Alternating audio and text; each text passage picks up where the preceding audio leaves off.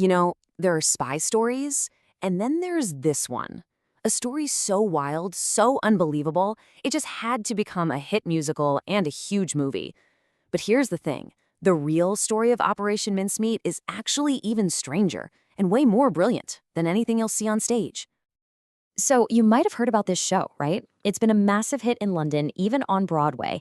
It turns this top-secret World War II mission into this incredible, fast-paced musical.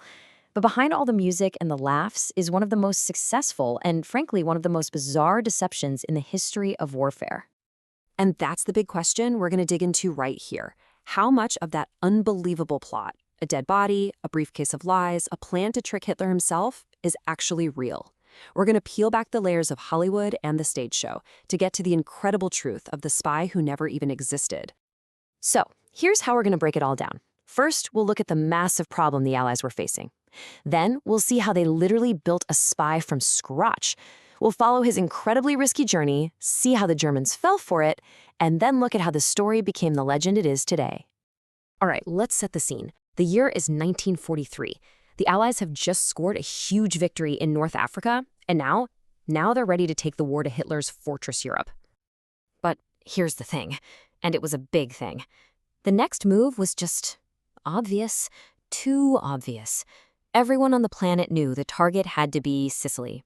And because the Germans knew it, they were turning the island into a fortress. A head-on invasion would be a complete bloodbath.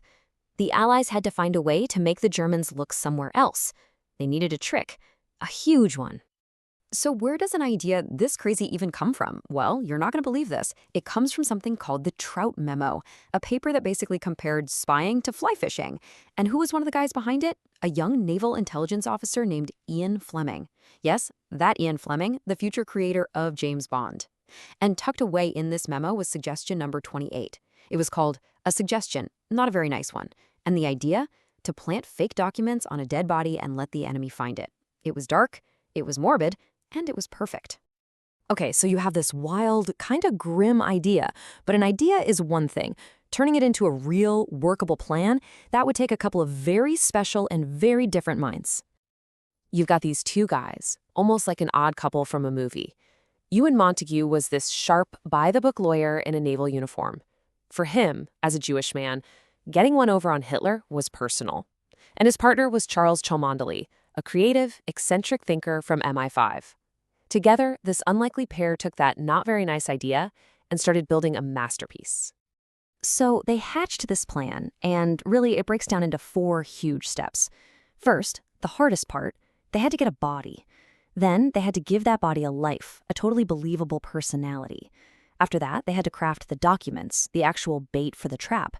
And finally, they had to figure out how to drop him right under the enemy's nose without getting caught. No big deal, right?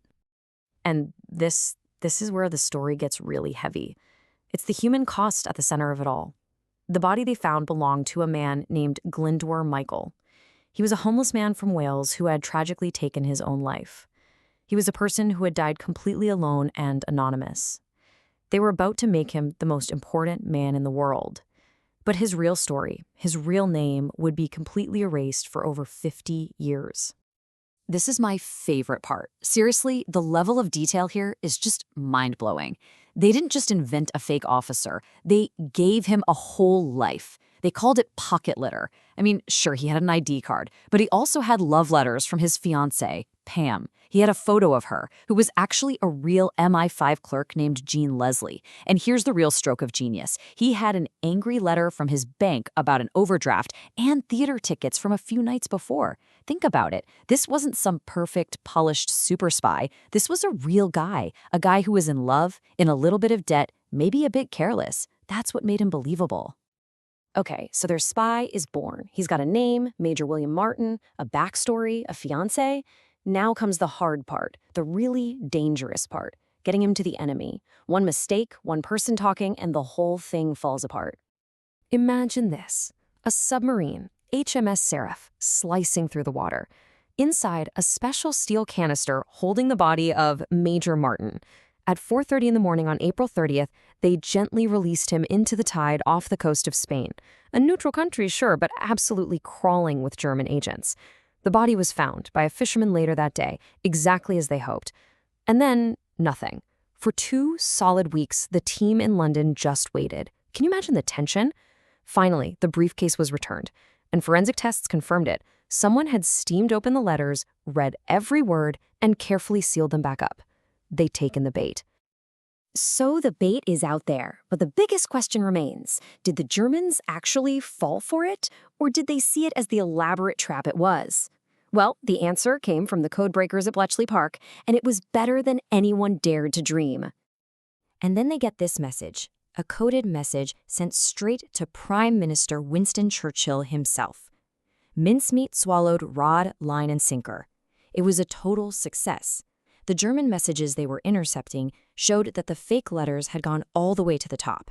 Hitler himself read them. And he didn't just read them, he believed them. It worked because it played into what he already suspected, that the real targets were Greece and Sardinia. And this is where you see the genius of the plan pay off in a huge way. Look at this. Before Mincemeat, German forces were dug in deep in Sicily. After, Hitler ordered a massive shift. He moved an entire panzer division to Greece. He pulled experienced troops from the Russian front and sent them to Sardinia. He was moving all his chess pieces to the wrong side of the board. So what was the result of all this? Well, it comes down to a single number, 38. That is how many days it took the Allies to conquer all of Sicily. When they landed on July 9th, the resistance was so much lighter than anyone had predicted. The man who never was, this complete work of fiction, had saved thousands, maybe tens of thousands, of real lives. You know, a story this good, this wild, it's just begging to be told, right? And it has been, over and over. It's the ultimate story of brains over brawn, a few clever people outsmarting a massive war machine.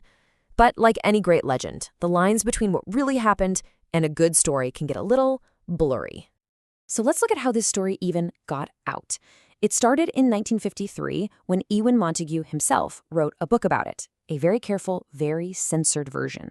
That quickly became a movie, but it wasn't until 1998, decades later, that the real name of the man at the heart of the mission was finally revealed. And it's only really in the last few years that the movies and shows have started to ask the tougher questions about the whole thing. Okay, so if you've seen the movie or the musical, let's do a little fact check. What was real and what was, well, Hollywood? The core plan, Ian Fleming's weird memo, the incredible detail of the pocket litter, all 100% true. But that dramatic love triangle between the planners, totally made up for the movie. And that subplot about a German spy trying to hunt them down in London, also added for tension. The real story was less of a thriller and more of a quiet, brilliant, intellectual puzzle. And that brings us to the final, really poignant chapter of this whole thing. For 50 years, the tombstone in Spain just said Major William Martin. But in 1998, the British government finally added the truth. Glyndwr Michael served as Major William Martin. The man who gave his body to the cause finally got his name back. It just leaves you thinking, doesn't it?